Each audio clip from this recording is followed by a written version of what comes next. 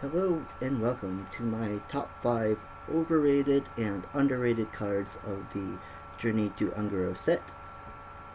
I should note that before I get into the list that just because a card is on my underrated list does not mean that people think it's bad. It does not mean that I think it's like one of the best cards in the set. It just means I think it has more applications and more of a place in the meta than a lot of people think. And just because I think a card is overrated does not mean I think it's an unplayable or bad card. It might still be a great card, but just maybe in a more fringe and less common than people perhaps think. So with that being said, also I have an honorable mention for each Brian Kibler style, mostly because I wanted 6 and who does the top 6 list. So let's start. So first of all, let's get into... I did this backwards. Okay, that's just going to take a little work, but that's fine. So let's get into the overrated cards. Honorable mention is Giant Wasp. Now, people were somewhat mildly excited about this card. It's a patient assassin that is more less susceptible to random ping effects such as Arcane Explosion, Whirlwind, and anything that deals 1 damage. However, there are also a lot of things in Hearthstone that deal 2 damage, such as Blizzard and Volcanic Potion, and Consecration, and Holy Nova, and all of the board clears, even with spell damage with the Blood Mage, which a lot of people certainly will be running. Things like Swipe take care of it. So I think though a lot of people were excited about a patient assassin that can take out some big giant crazy minion that somebody plays, and is unlikely to get cleared, I think it's more likely to be cleared from stealth than people might think, as well as how many good targets does it have, right? This is not really a if you're facing aggro, like what are you gonna take out? You're gonna take out a 3-drop, a 4-drop, which, I mean, this is a 3 mana card. It doesn't feel that great. Furthermore, against mid-range control, you have more targets, but they also have more consistent bodies to throw out. And I don't think you're going to be as happy with this card as perhaps people thought. That being said, I still think this is a card that will see some fringe play. It'll be a tech choice for some people, but I just don't think it's nearly as strong as some may have thought. So moving on to my number 5 spot, this is the Marsh Queen. Now, again, as I said in my other video, I don't think this is a bad card. I think this is a decent card. I think it's going to see some play. We haven't really seen a lot of it here in the first few days of the expansion, but as I said in my other video, I think it's just going to take some time for somebody to refine the list, find the right list that has the right balance of card draw and 1-drops and things like that. So, well, it's not super present in the meta right now. I think once the meta settles, it will be. However, a lot of people thought this was going to be like the best, the best card, like such a good way for hunters to compete. It was going to be really dominant.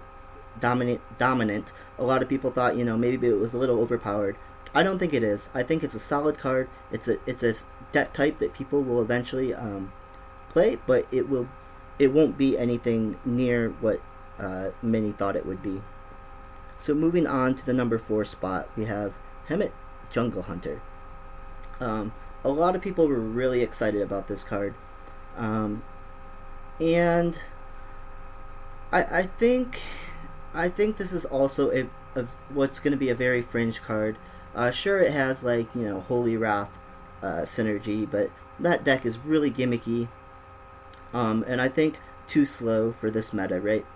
And not that I think this is going to be an aggressive meta, but I think it's going to be a very mid-range tempo-based meta, and I don't think you're going to have time to just try and get this combo off that may or may not even work. So I don't think that's a deck that's going to find much, if any, success. As far as just a tech card in, say, maybe a mid-range control deck, again, I don't know if it's going to be that good. There are a lot of good cards that are 3 mana or less that you would love to draw into your hand if you're playing mid-range or control. And obviously, you would never run this in an aggro deck. Don't even need to mention that, even though I did. But there's a lot of good 3 mana or less cards. Things like Hex come to mind. Or say, if you're playing, I don't know, like maybe this could find use in like a druid when you're trying to get rid of, say, I'm blanking on the name of the card. 2 mana, deal 1 or and draw a card, or deal 3. Wrath. Maybe you're trying to get rid of those, but even in that deck, right? Like how good is getting rid of Wild Growth, right? It's just an extra cycle. So I don't think this is going to see a lot of play in Arena. It's double-edged, right?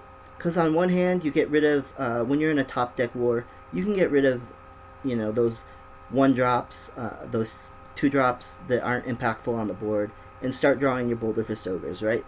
But, excuse me, on the same hand, if you're not strictly top decking, you don't necessarily want to get rid of cards that you can play alongside another card, right?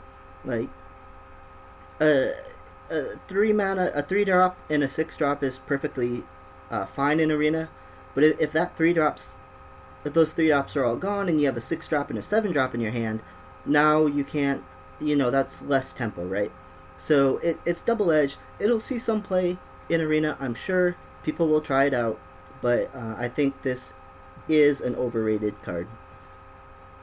Moving on to number 3, we have Steam Surger. Now, this is not one that necessarily everybody was raving about, but I do think, excuse me, I was pretty thirsty. I do think that this is a card that will see less play than anticipated. It turns out Flame Geyser is a pretty garbage card, which we knew going in, just from theory crafting. It's pretty obvious, right? It's a terrible card. So getting that into your hand, even though it's free, Flame Geyser is so bad that I don't even think you care about getting it for free. And I'm usually a proponent of free stuff, right? Oftentimes the pro players will say, oh, this card isn't very good. But it's still usually pretty good when you get it for free, right? Things like, for example, Effigy, right? You would never run Effigy in your mage deck, but if you get it for free, like, well, why not? It's free. You're gonna get some value out of it. In this case, the Flame Geyser is so low impact that I don't think you're actually gonna get much out of it. The 5/4 body isn't that amazing, and let's be honest, mages have another 4-drop elemental in Water Elemental that is significantly stronger than this card. I don't think this is going to find a spot in many elemental mage decks once the lists get refined. Moving on to number 2, Primordial Drake. This is a card that people were very excited about. It's a board clear wrapped into a high health taunt, which is very good. The problem is not in the power level of this card. This is clearly a very good card for dealing with aggro, for dealing with a swarming board, and even just getting some value trades, right? But it's expensive, guys. This card at 8 mana, and how many? This is. And I know people get excited every time there's an expansion. Oh, this is not going to be an aggro meta. This is not going to be an aggro meta. But I think usually the case is that people overlook the aggro cards that get released in the set. But I am fairly confident that this is not going to be an aggro meta. I know we always say that, but when you look at the potentially aggressive cards that got released with this set, um, there is basically nothing, right? Hunter is back. I'm sure Hunter will probably be the main type of aggressive deck. Maybe somebody will get some sort of like tempo rogue to work, but I mean, pirates are done, guys.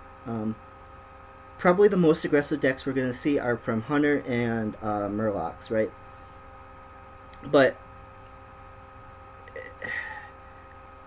I don't think Murlocs are going to be that good. I think they're going to be playable, but I don't think they're going to be as I don't think they're going to be strong enough that you necessarily need to run Primordial Drake um, as a must include in your mid range to control deck. Well, I think this will see some play. I think it will be teched in. I don't think it's going to be nearly as good as some of your other options that you might want to put in your deck. And moving on to the number one overrated card in this set, it is the Caverns Below. And I talked a lot about this in my other video, and it is so interesting how many people are trying to make this work, right? Rogue is by far, the number one class that I faced in this expansion, and guys, I beat almost every single one. Yes, I have lost to this deck a couple of times, and it's never been an issue of how powerful is this card, how powerful is the effect, right? Nobody said this is a terrible effect, having 5/5s, 1 mana, 2 mana, 5/5s, with effects like charge and taunt and, probably not taunt, but, whatever effects, cycle. Nobody said that was a weak effect. Nobody was like, oh, that's terrible. Like, why would you ever want that, right? The problem is the consistency of the deck, and the low early game tempo. That's the problems with this card. And like I said in the other video, when this works, it's very powerful, and you're probably gonna lose. But more often than not, you're gonna find a way to.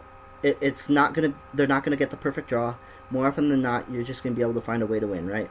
And there's two main ways. Either there's one which will be like the ramp druid style, where you just take the board by playing bigger minions.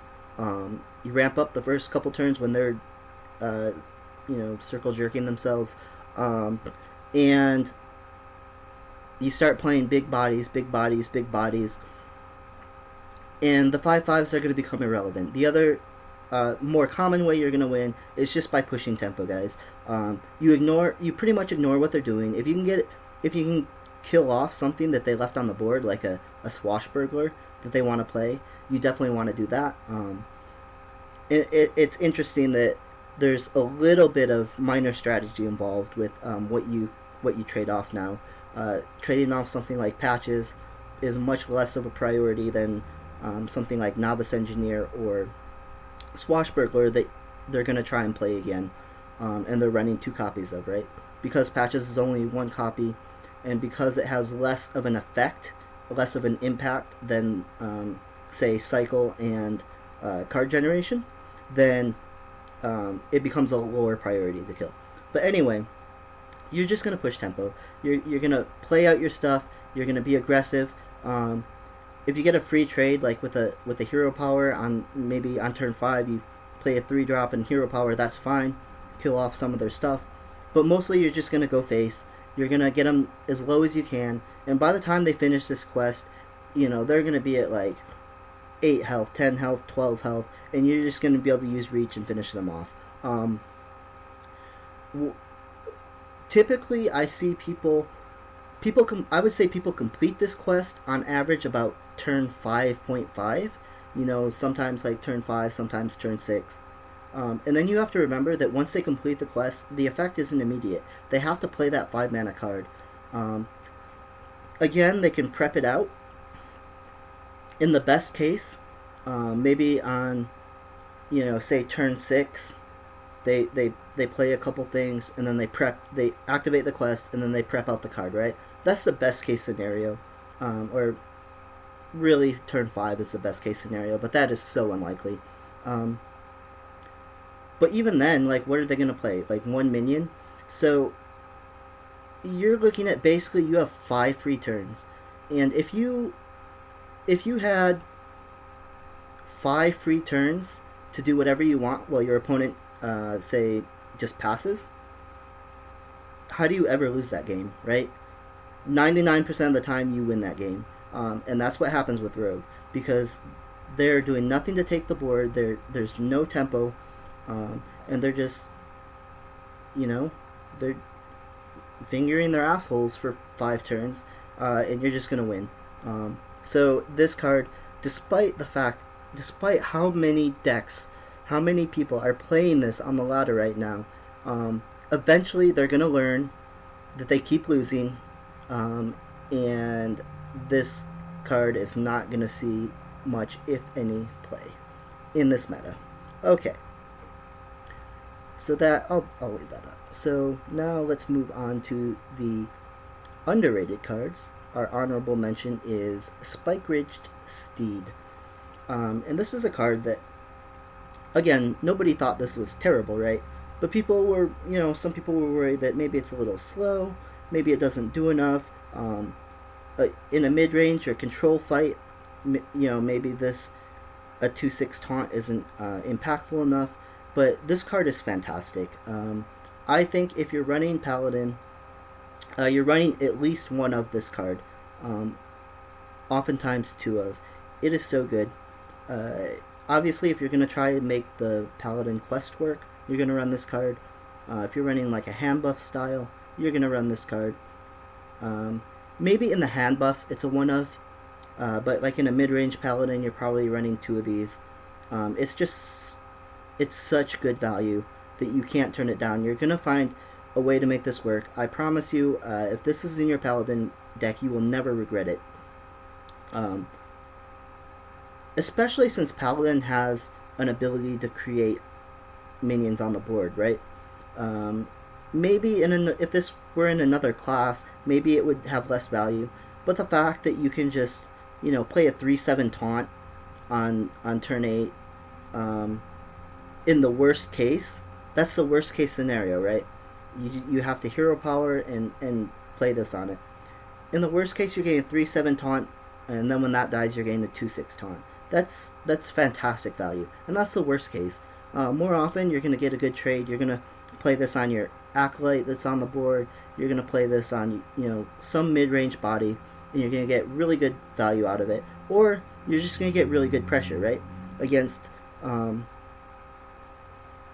a slower deck, it's a high amount of pressure, and you're going to get a lot of value out of this card, which is why I think this is my honorable mention for underrated cards.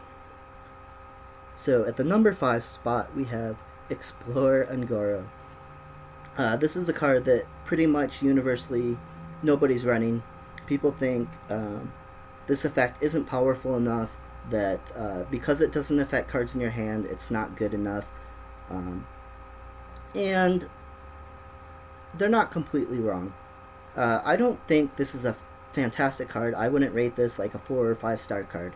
I think this is better, however, than people might think it is. I think it is a playable tech card in what may end up being a slower meta, in a mid-range to control meta. I think obviously you would only run one of these. You would never run two of them. That would be terrible. But you run one of, and then at some point near the end of the game, like when you're like 2/3 of your way through your deck, you can play this card and turn that Execute you never drew, that Whirlwind you never drew, turn it into the best of 3 random cards, which isn't terrible. And as well, I think this will see some play in Arena, but even in Standard, I think this will eventually find a home as a one of tech choice in some Warrior decks.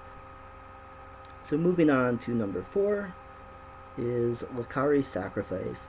This is a card that many pros just believe won't work, that it's too hard to complete. But I disagree. I think um, discard Warlock is already pretty strong, and when you add in the fact, uh, and Warlock is the least impacted by the fact that you start with one less card in your hand, right? Um, which isn't completely true because you end up getting the Nether Portal, but it's not really a card that it's not another card, right? That you can play out and impacts the board. So even though you start out with one less card, Warlock is the least affected due to their hero power of, so that they're going to keep drawing cards, and it, it turns out it's not actually that hard to discard 6 cards. Um, I think if this deck style doesn't succeed, it's not because of Lakari Sacrifice not being strong enough. It's just going to be because the deck type discard Warlock does not work. But I think it will work. I think people just have to refine the list, find the right list for it, and this is going to be a playable deck type. So moving on to number 3. Alright, we're really going out on a limb here. It's Ultrasaur. This is not a joke. I know this is a 10 mana pack filler, but but that's a big body, guys. Like people say, oh, well, 10 mana's too slow. Like it's a big body, but 10 mana's too slow. But it's really not. It's too slow. In Mean Streets of Gadget Sand, you would never run this card ever in the history of ever. But this isn't Mean Streets of Gadget Sand, guys. This is a set in which we've seen more taunts than ever before. We've seen more tempo from all classes that we've ever seen before, and we've just seen. It's not. I promise you. I strongly believe this is not going to be an aggro meta. 10 mana is not too slow. Once the fight for the board is kind of in a, once you get past turn 5, turn 6, when it's not just an aggressive fight for the board, right? I don't think you're ever going to feel sad on 10 mana playing a 7/14. I really don't. Furthermore, this has incredible synergy with the Druid class. Because Druid has ramp and can play this out earlier, they have, wild growth and maybe they play I forget what it's called, the 3 mana gated empty mana crystal and summon a jade. Maybe they run that card, maybe not. Maybe they run oh gosh, I am blanking tonight. The 4 mana 3/3 body that either summons a 2/2 or gives you an empty mana crystal. Maybe they run that card.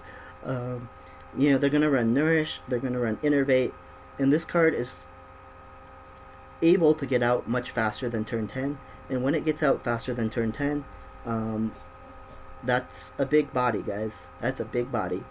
Furthermore, this has other synergy with the Druid deck, with both a ramp style and the quest style.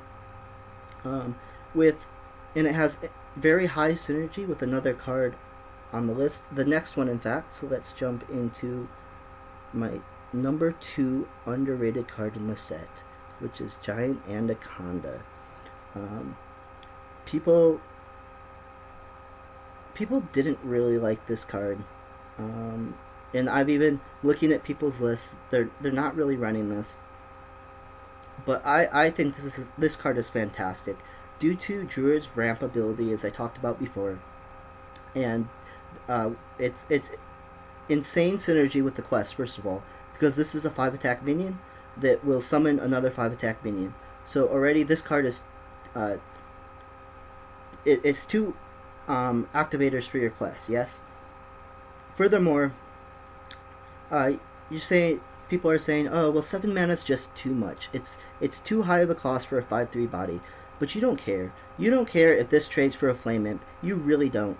A 7 mana 5/3 that dies to a Flame Imp, you're not sad at all. Because 1, you activated your quest. 2, something else is coming out of your deck, right? Something big. It's a huge tempo play. I think people are really underestimating, and that's the worst case, right? More likely it's going to trade for like a 4/4, and you're going to be perfectly happy with that. Um, and like I said, what if it pulls out Ultrasaur? It's a pretty good play, right? Say on turn 2 you Wild Growth, and then you go up to 4 mana, and then you coin innervate this, right? I mean, that's a pretty good turn 3 play. Um, yeah, that's pretty good turn 3 play. And then when it dies, summoning like Ultrasaur, that's insane, guys. This card is highly underrated, which is why it's my number 2 pick. Furthermore, imagine a situation like, even let's say you play this on turn 5, you just innervate it out and play it on turn 5, and then on uh, your opponent plays a couple minions, or they play a big minion or something, whatever, they can do whatever they want. And then turn 6, uh, you let's say you trade this in to something they have on the board. I don't care, let's call it Tar Creeper. You kill off the Tar Creeper. And even if they remove this, also I want to mention, even if they remove this, that's part of the mana cost, right? So it's trading itself for another card in your opponent's deck, and then it replaces itself, yes, with something that's probably bigger. That's pretty good value. So anyway, let's say you trade this into a Tar Creeper, kill off the Tar Creeper, and then what comes out of your deck? Yashiraj. Alright, so now it's turn 6, and you have a free Yashiraj on the board. You play, say, anything. Let's say you play Dark Arakoa, right? On turn 6. You don't have any more, you don't have an Innervate in your hand or whatever. Who cares? And then Yashiraj, at the end of your turn, draws out Ultrasaur. So, it's turn 6. You killed your opponent's minion. You summoned a 10/10 that's going to keep summoning at the end of your turn. You summoned a 7/14 body.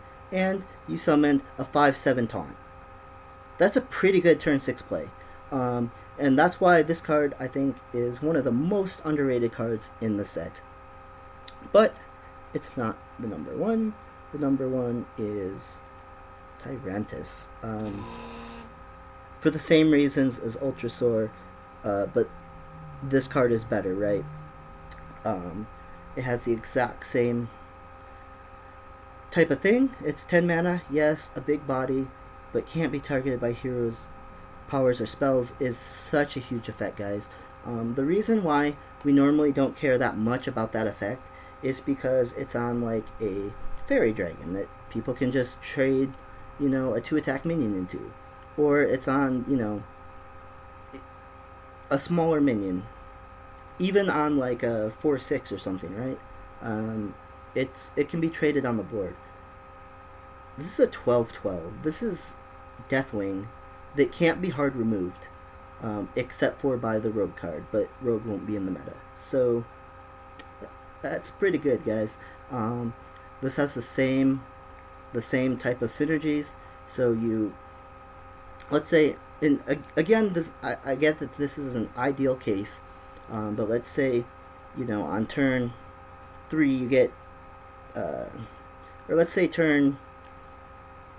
let's just say turn 5, you get Giant Anaconda out, and then because you ramped twice, you get Giant Anaconda out on 5. On turn 6 you trade it, say Yashiraj hits the board, and then you double innervate this on turn 6, and it's just insane. Like, what can your opponent possibly do to contest a 12/12 body that can't be removed by a spell? It can't be polymorphed, it can't be hexed, it can't be Shadow Word Death, right? They have to trade bodies in, and the reason that works is because it's not the only card, right? In another class, like let's say this is in Priest or something, right? Well, who cares? Because the other minions priests are playing are, low attack, high health, not really that impactful, right? They just generate long term value, but they're not huge presences on the board. So in that case, yeah, your opponent can just kill this, maybe use damage off of minions like the new elemental, or SI agent, or the rogue, the um, assassinate attached to a 3/4 body, vile spine slayer. There we go. Maybe something like that happens, but how sad are you? Like, you had this out on turn, what did I say? Turn 6, turn 7. Um, and meanwhile, you're just playing other big bodies. You're playing 8/8 taunts, you're playing 5/8 taunts, you're playing maybe an Ancient of War, you're playing, you know, so many big things that you don't even care. Like, even if they remove this, like, it's not devastating. They had to expend a lot of resources um, to get rid of this one card that you ramped out super early, and that's a win. Because then how are they going to deal with your other big bodies? Uh, they can't. So that's why I think Druid um, has a very playable style now in a ramp, both with and without the quest style of deck. And I think these cards were very underrated, and Druid is going to be very playable. I don't think we're going to see nearly as many Jade Idol Druids, which people were afraid of. I think Jades are kind of gone by the wayside, and this is going to be the new Druid deck of choice. So that'll do it. Let me know what you think. Am I completely crazy? Is Druid terrible? You know, is Explore on Goro completely unplayable? Let me know what you think. But I'm pretty, yeah, I'm excited to just talk about this expansion and really play it and have a lot of fun. And it's one of those things too where I really hope I'm wrong, right, on a lot of things. I hope Rogue is playable. I really do. I hope somebody proves me wrong on that. I would like for that quest to be playable. I don't want it to be oppressive. Please don't be oppressive. But I would love for it to be playable. Um, I like new things. I like new deck types. I like new styles of play. And I love when that stuff works. So I would love to be proven wrong, but I just don't think I will be. But till next time, thanks for watching.